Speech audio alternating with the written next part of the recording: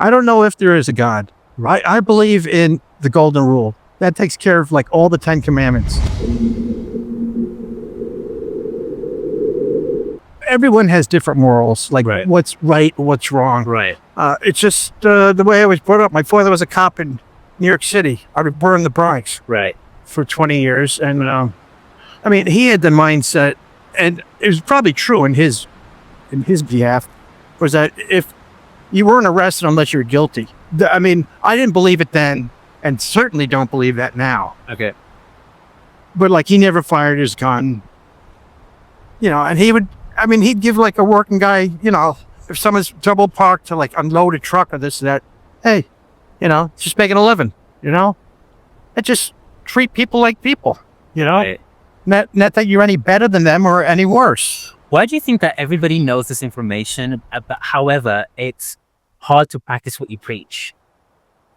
All I can say is from my personal perspective, man, I went to Catholic school in the Bronx, and I was fortunate to do that, not because of religion. As a matter of fact, by third grade, I thought that Catholicism was Right. that, like, if a Jewish baby dies, that baby can't go to heaven.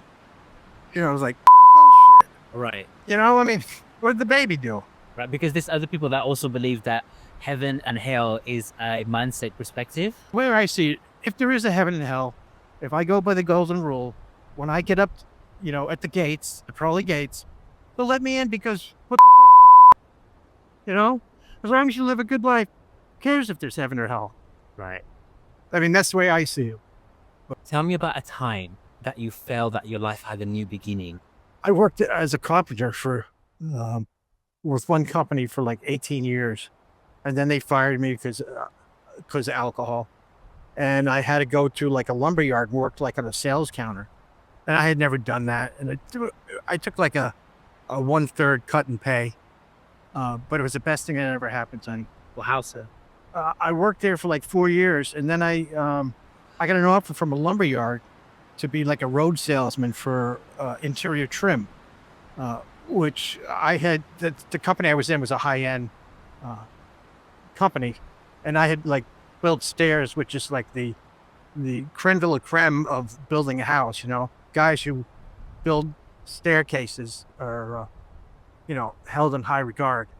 So I was like, it's sort of like everything came together. Like I have a college degree. I get along with people. I can speak to people.